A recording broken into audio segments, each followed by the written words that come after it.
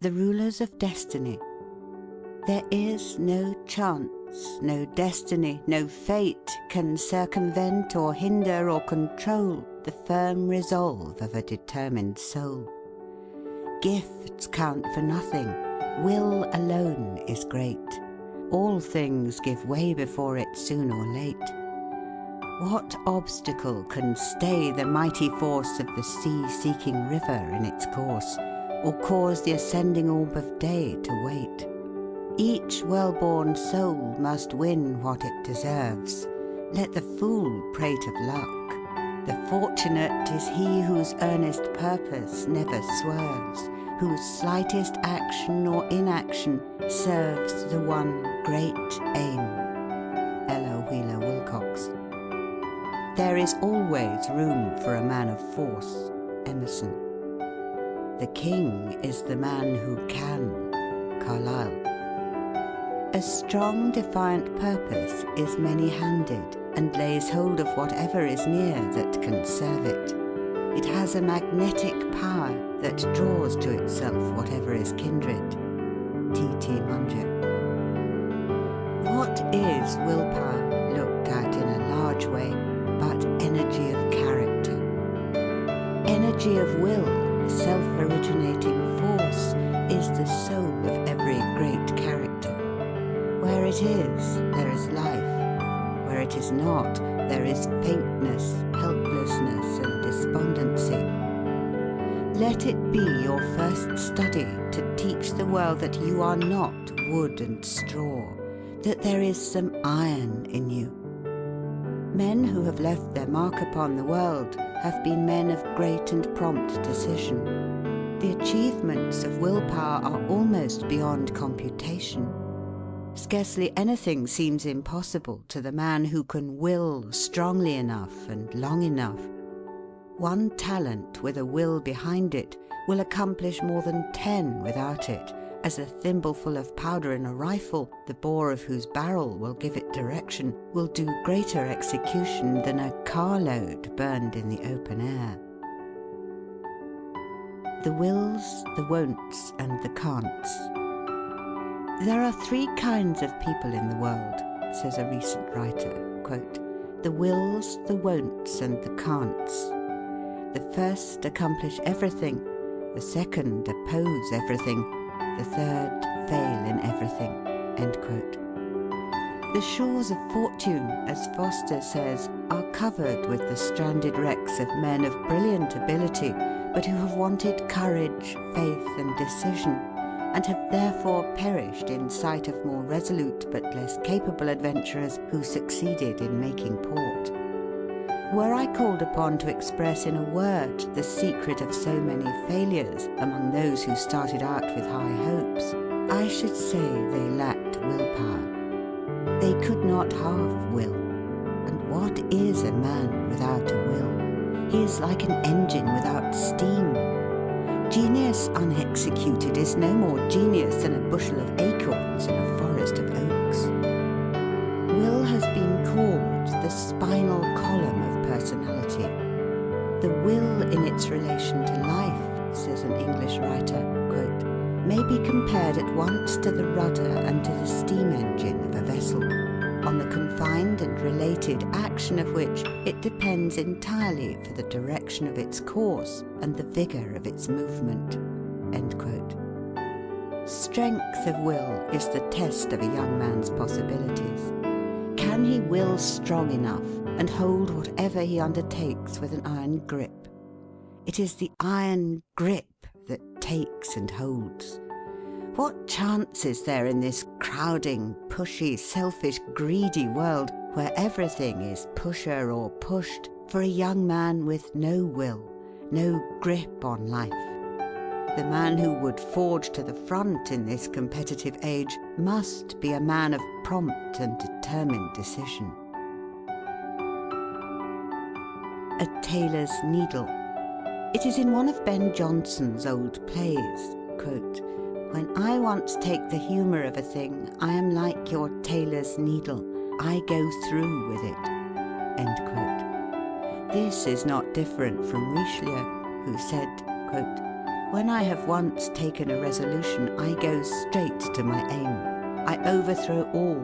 I cut down all." End quote. And in business affairs, the counsel of Rothschild is to the same effect. Quote, "Do without fail that which you determine to do." End quote. Gladstone's children were taught to accomplish to the end whatever they might begin, no matter how insignificant the undertaking might be. What is worse than rashness? It is irresolution that is worse than rashness. "He that shoots," says Feltham, quote, "may sometimes hit the mark, but he that shoots not at all can never hit it. Irresolution is like an ague. It shakes not this nor that limb, but all the body is at once in a fit." End quote. The man who is forever twisting and turning, backing and filling, hesitating and dawdling, shuffling and parleying, weighing and balancing, splitting hairs over non-essentials, listening to every new motive which presents itself, will never accomplish anything. But the positive man, the decided man, is a power in the world and stands for something. You can measure him and estimate the work that his energy will accomplish. Opportunity is coy, is swift, is gone before the slow, the unobservant, the indolent, or the careless can seize her. "Vigilance in watching opportunity," said Phelps, quote, "tact and daring in seizing upon opportunity, force and persistence in crowding opportunity to its utmost of possible achievement, these are the martial virtues which must command success." End quote. "The best men," remarked Chapin, quote, "are not those who have waited for chances, but who have taken them, besieged the chance, conquered the chance, and made chance the servitor." End quote. Is it not possible to classify successes and failures by their various degrees of willpower? A man who can resolve vigorously upon a course of action and turns neither to the right nor to the left, though paradise tempt him, who keeps his eyes upon the goal, whatever distracts him, is sure of success. Not every vessel that sails from Tarshish will bring back the gold of Ophir. But shall it therefore rot in the harbour? No, give it sails to the wind. Conscious power. "Conscious power," says Mellers, quote, "exists within the mind of everyone. Sometimes its existence is unrealized, but it is there. It is there to be developed and brought forth, like the culture of that obstinate but beautiful flower, the orchid. To allow it to remain dormant is to place oneself in obscurity, to trample on one's ambition, to smother one's faculties. To develop it is to individualize all that is best within you and give it to the world. It is by an absolute knowledge of yourself, the proper estimate of your own value." End quote. "There is hardly a reader," says an experienced educator, quote, "who will not be able to recall the early life of at least one young man whose childhood was spent in poverty, and who, in boyhood, expressed a firm desire to secure a higher education. If, a little later, that desire became a declared resolve, soon the avenues opened to that end. That desire and resolve created an atmosphere which attracted the forces necessary to the attainment of the purpose. Many of these young men will tell us that, as long as they were hoping and striving and longing, mountains of difficulty rose before them, but that when they fashioned their hopes into fixed purposes, aid came unsought to help them on the way." End quote. Do you believe in yourself? The man without self-reliance and an iron will is the plaything of chance. puppet of his environment, the slave of circumstances. Are not doubts the greatest of enemies? If you would succeed up to the limit of your possibilities, must you not constantly hold to the belief that you are success organized and that you will be successful no matter what opposes? You are never to allow a shadow of doubt to enter your mind that the Creator intended you to win in life's battle. Regard every suggestion that your life may be a failure, that you are not made like those who succeed, and that success is not for you, as a traitor, and expel it from your mind as you would a thief from your house. There is something sublime in the youth who possesses the spirit of boldness and fearlessness, who has proper confidence in his ability to do and dare. The world takes us at our own valuation. It believes in the man who believes in himself, but it has little use for the timid man, the one who is never certain of himself, who cannot rely on his own judgment, who craves advice from others and is afraid to go ahead on his own account. It is the man with a positive nature, the man who believes that he is equal to the emergency, who believes he can do the thing he attempts, who wins the confidence of his fellow man. He is beloved because he is brave and self-sufficient.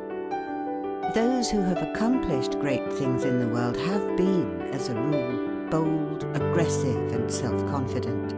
They dared to step out from the crowd and act in an original way. They were not afraid to be generals.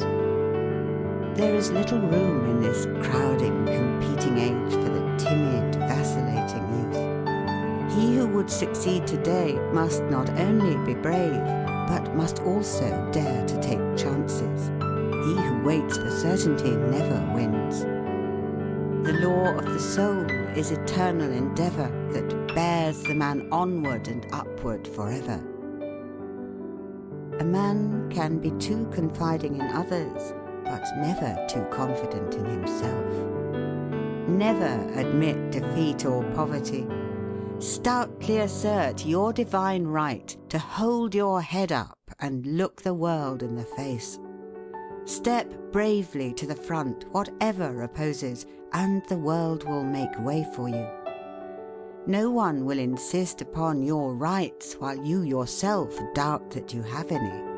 Believe you were made for the place you fill. Put forth your whole energies. Be awake. Electrify yourself. Go forth to the task. A young man once said to his employer, quote, "Don't give me an easy job. I want to handle heavy boxes, shoulder great loads. I would like to lift a big mountain and throw it into the sea." End quote. And he stretched out two brawny arms while his honest eyes danced and his whole being glowed with conscious strength. The world in its heart admires the stern, determined doer. The world turns aside to let any man pass who knows whither he is going. It is wonderful how even the apparent casualties of life seem to bow to a spirit that will not bow to them, and yield to assist a design after having in vain attempted to frustrate it. The man who succeeds, says Prentice Mulford, quote, must always in mind or imagination live, move, think and act as if he gained that success, or he never will gain it. End quote. We go forth, said Emerson, quote, austere, dedicated, believing in the iron links of destiny, and will not turn on our heels to save our lives. A book, a bust, or only the sound of a name shoots a spark through the nerves, and we suddenly believe in will. We cannot hear of personal vigour of any kind, great power of performance, without fresh resolution. End quote. End of chapter 2.